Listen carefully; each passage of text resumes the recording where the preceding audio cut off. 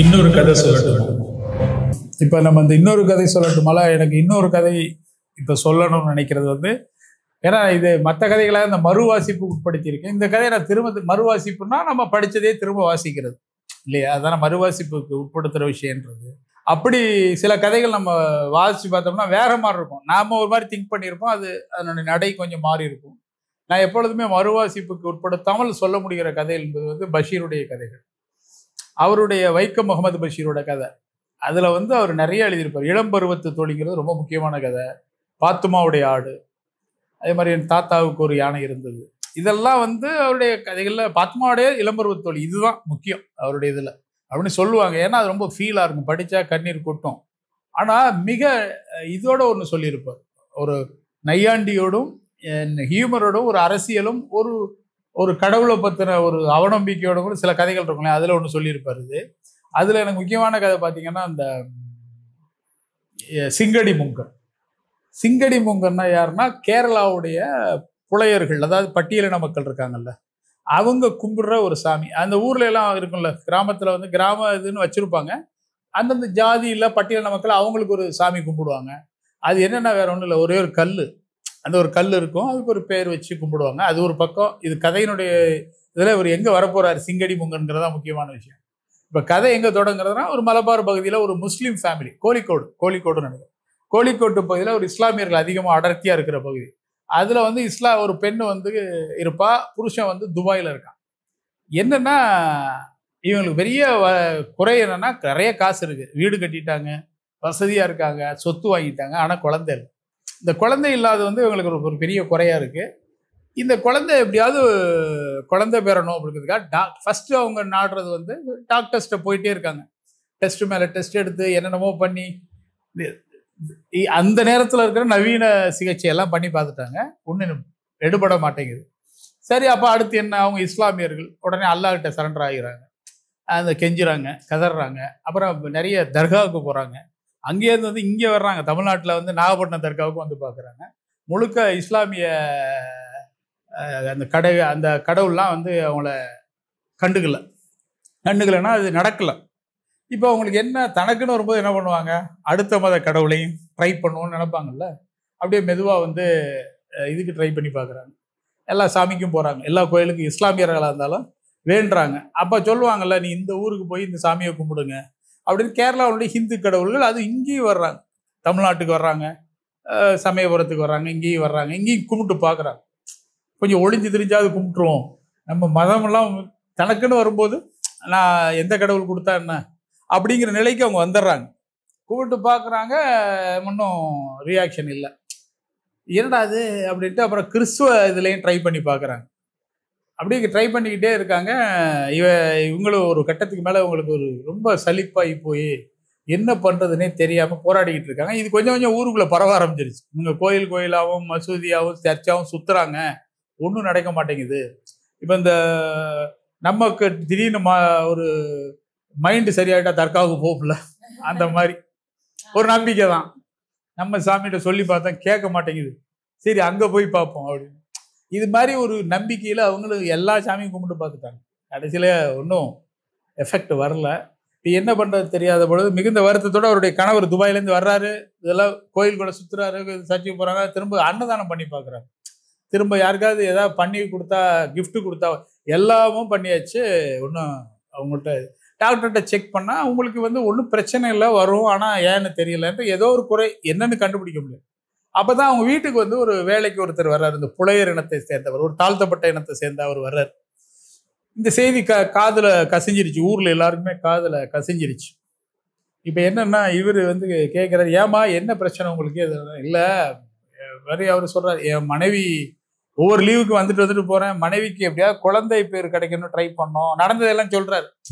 என்ன வேண்டுதல் வச்சாலும் நடக்க மாட்டேங்குதே அப்படிங்கும்போது, நாங்கள் இதை சொல்லக்கூடாதா அப்படிங்கணும். என்ன ஓட்ட சொன்னால் என்ன ஆகும், சிங்கடி முங்கன்ட்ட வேண்டியிருந்தீங்கன்னா உங்களுக்கு எல்லாம் கிடைச்சிருக்கு. சிங்கடி முங்கன்னே யாருன்னு தெரியல, சிங்கடி முங்கன் அவர் யார் அவர் அப்படின்னா, எங்களுடைய தெய்வம், குலதெய்வம், ஒரு முறை வந்து வேண்டுங்க, வேற ஒன்றும் நீங்கள் பண்ண வேண்டாம், நடக்கும் அப்படின்னு. இப்போ இவங்க சரி எல்லாம் பண்ணி பார்த்தாச்சு, இதுக்கும் போகலாம். இதில் என்னன்னா, இதில் ஒரு பெரிய சாதிய கூறுபாடு இருக்கு பாருங்க. அது புலையர்கள் வழிபடுற சாமி, இப்போ ஒரு விஷயம் இருக்கும் ஊர்களில் பார்த்தீங்கன்னா, முஸ்லீம் கூட இருப்பாங்க, கிறிஸ்டியன் இருப்பாங்க. அவங்களும் வந்து எஸ்சி இது மாதிரி பேசுவாங்க. அவங்க ஏன்னா நம்மளோட பழகி அவங்களும் எஸ்சின்னா தனியா இருக்கு, சேரி அமைப்பு இதெல்லாம் சில பேர் பேசுவாங்க. நான் பார்த்துருக்கேன். ஏங்க முஸ்லாமியர்ல இருக்கிறவங்களுக்கு எதுக்குங்க அந்த நம்பிக்கை இல்லைங்க? ஏன்னா அவங்க இந்த சிஸ்டத்துக்குள்ளே வந்தாலும் இஸ்லாமியரா மாறி இருக்காங்க, கிறிஸ்டியரா மாறி இருக்காங்க. இன்னும் அந்த ஜாதி மதம் மாறினாலும் ஜாதிய இது வந்து இருந்துகிட்டே இருக்கும். அந்த அடிப்படையில் பார்க்கும்போது டக்குன்னு போனால் என்ன நினைப்பாங்களோ ஊருக்குள்ள சொந்தக்காரன் என்ன சொல்லுவானோன்ட்டு இதெல்லாம் தாண்டி அதெல்லாம் ஒன்று விட்டு நமக்கு புள்ள அவசியம்னா எந்த கடவுளை பார்த்தான்னு அப்படின்ட்டு போய் பார்த்தா அங்கே ஒரு இரவு போகிறாங்க. ஒரு மரத்தடியில் இருக்கு, பார்த்தா ஒரு கல் தான், ஒன்றும் சிலை இல்லை. அதில் எழுதி அதில் அவங்களுடைய கோரிக்கையெல்லாம் சொல்லி அவங்க வேண்டுங்க நல்லா கொஞ்சம் தட்டில் பாலாவு இதெல்லாம் வச்சு சாராய பாட்டில் ஒன்று அவர் கேட்டது. அந்த பேர் அந்த வீட்டுக்கு வந்தார் இல்லையா அந்த நபர், அந்த புலையர் நபர், அவர் கேட்குறாரு சாராய பாட்டெலாம் வச்சு எல்லாம் இதெல்லாமான்னு அதை வச்சு அது ஒரு ஓரமாக வைங்க, மற்றதெல்லாம் ரொம்பலாம் செலவு பண்ணாதீங்க.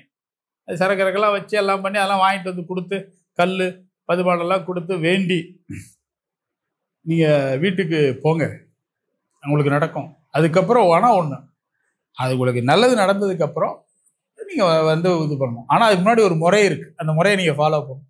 யாருக்கிட்ட பேச ஆரம்பித்தாலும் இப்போ உங்கள் வீட்டுக்காரர் ஃபோன் பண்ணால் ஹரஹர சிங்கடி முங்கா சொல்லுங்க அப்படின்னு ஆரம்பிக்கணும். யாராவது கேட்டால் ஹரஹர சிங்கடி முங்கா சொல்லுங்கன்னு கேட்கணும்.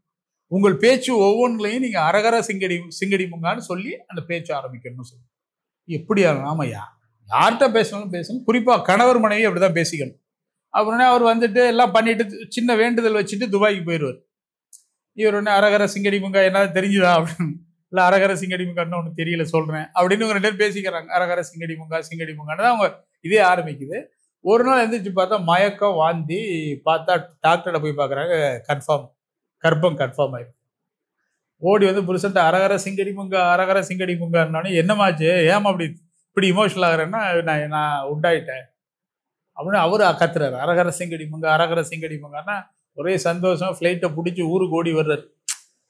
ஓடி வந்து இறங்குறாரு. இறங்கி ஓடி வந்து அரகர சிங்கடி முங்கான்னு கத்தி விழுந்து எல்லாரும் கொண்டாடி அவரை வர வச்சு, எப்பா சிங்கடி முங்க சாதிச்சுட்டாருப்பா, என்ன நம்ம எப்படி பார்த்தாலும் எங்களுக்கு வாழ்க்கையில் இதை விட பெரிய விஷயமே கிடையாது அப்படிங்க. என்ன பண்ணணும்னு நாங்கள் சொல்லணும். நான் சொல்கிறேன், அவசரப்படாதீங்க, நம்ம அதெல்லாம் செய்வோம்.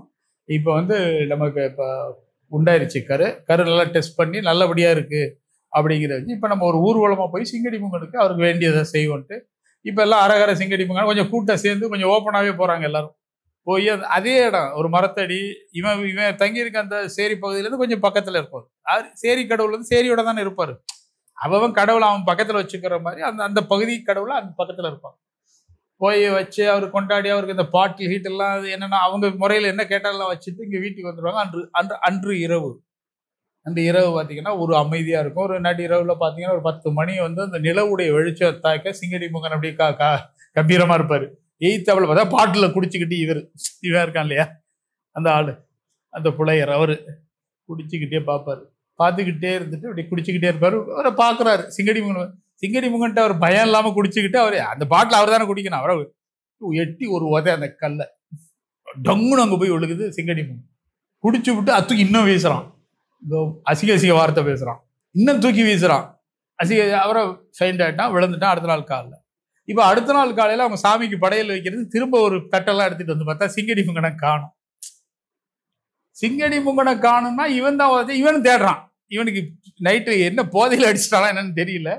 அப்படின்னா சிங்கடி முங்கனை காணும்னு சொல்லி இப்போ எங்கப்பா சிங்கடி முங்க இவ்வளவுக்கு வரம் கொடுத்தவர் எங்கன்னு, ஏதோ சதி நடந்து போச்சு, யாரோ எதிராக செயல்பட்டாங்க அப்படின்னு கலெக்டர் ஆஃபீஸ் போய் மனு கொடுக்கலான்னு சொல்லி இந்த கணவன் மனைவி எல்லாம் ஒரு கூட்டமாக சேர்ந்து கலெக்டர் ஆஃபீஸை நோக்கி ஹரஹர சிங்கடி முங்கன்னு கத்திக்கிட்டே போவோம். அதில் இவனும் கத்திக்கிட்டு போயிட்டு இருக்கோம். அதோட அந்த கதை முடியும். இந்த கதையில் இருக்கிற தாத்பரியம் பாருங்க, அவனுக்கு நம்பிக்கை இல்லை. அதாவது அவனுக்கு அது நம்பிக்கையே இல்லை. அவன் ஒரு விஷயம் சொல்லி ஒரு பாட்டில் வாங்க நினைக்கிறான், அது அங்கே ஒரு இயல்பாக நடக்குது. அப்போ கடவுள்கள் வந்து அந்த நேரத்தில் அதை எந்த கடவுளும் அதை செய்யலை, ஆனால் அது நடக்குது. அது அந்த நேரத்தில் அந்த நம்பிக்கை அது மேலே அவங்களுக்கு விழுது. ஆனால் அந்த நம்பிக்கையை அவன் எப்படி ட்ரீட் பண்ணுறான்னா, அவன் ஏன்னா அவனை கடவுள் அவனை அப்படியே தானே வச்சிருக்காரு. புரியுதுங்களா? அதுக்குள்ளே இருக்கிற அது நகைச்சுவை ஒன்று மாதிரி தெரியும். அதுக்குள்ளே எவ்வளோ பெரிய அரசியல் இருக்கும், அதுக்குள்ளே மதங்களுடைய இது விஷயங்கள் என்ன, அதுக்குள்ளே ஜாதிய கூறுடைய வன்மம் என்ன, அதுக்குள்ளே இருக்கக்கூடிய அனைத்தும் அந்த கதைக்குள்ளே இருக்கும். ஆனா எல்லாரும் மேலோட்டமா பார்க்கும்போது ஒரு நகைச்சுவை கடந்த மேலோட்டமான ஒரு ஒரு நக்கல் அடிக்கிற பாணியில தெரியுமே ஒழிய அதுக்குள்ள மிகப்பெரிய ஒரு அரசியலே வச்சிருப்பாரு அவர். ஒரு எழுதுகிற ஒரு இஸ்லாமியர். அதனால நான் வந்து எனக்கு அல்லாஹ் கொடுத்துட்டாருன்னு அவர் எழுதல. எந்த கடவுளும் கொடுக்கல. கொடுக்காத ஒரு ஒரு ஒரு இந்த கடவுள் கொடுக்குறாரு. ஒரு சாதாரணமா அதுல கடவுளை அவர் ஏன் சாதாரணமா அவர் தாழ்த்தப்பட்ட மக்கள் கும்பிடுறதுனால அவர் சாதாரண கடவுள். அவர் கல்லா இருக்கிறார். அப்படிங்கிறதுல அந்த அரசியல் கூறுகளும் இருக்கும். அது படிக்கும்போது நிறைய விஷயம் அதுல புரிய வரும். அதனால எனக்கு அது ரொம்ப முக்கியமான கதையாப்பட்டது. ஆனால் பெரும்பாலும் இது பஷீரோட எழுத்துக்கள்ல அந்த கதையை யாருமே சொல்றது இல்ல. நான் இதை ஒரு முறை ஒரு ஒரு ஃபங்க்ஷன்ல சொன்னேன். எல்லாரும் பேசணும். அந்த பஷீருடைய இது வந்து நாங்க நடத்தினோம் ஒரு முறை. அதுல நான் கலந்துக்கிட்டு இதை சொன்னேன். எல்லாரும் ரொம்ப ஆச்சரியப்பட்டாங்க. இந்த கதையை வந்து யாருமே ஏன் சொல்லல? நான் என்ன சொன்னேன், அந்த கதையில இருக்கக்கூடிய அரசியல் எனக்கு பிடிச்சிருந்தது. அந்த கதையில சொல்லப்பட்ட நிஜம், அந்த எழுத்தானுடைய நிஜம் இருக்குல்ல, அது அதுல இருக்கு. அது மக்களுடைய நம்பிக்கைங்கிறது இப்படித்தான் மாறுகிறது. ஒரு நம்பிக்கையை ஒருத்தன் எப்படி பற்றிக்கிறான்னா அப்படிதான் பற்றிக்கிறான். அது அது அரசியல். அதனால சிங்கடி மூங்கல் வந்து எனக்கு ஒரு முக்கியமான கதையாகவும் அது இருந்தது அப்படின்னு நம்ம அடுத்த கதை சொல்ற விஷயம் ஒரு நிகழ்வுல நம்ம அடுத்த கதை பேசுவோம்.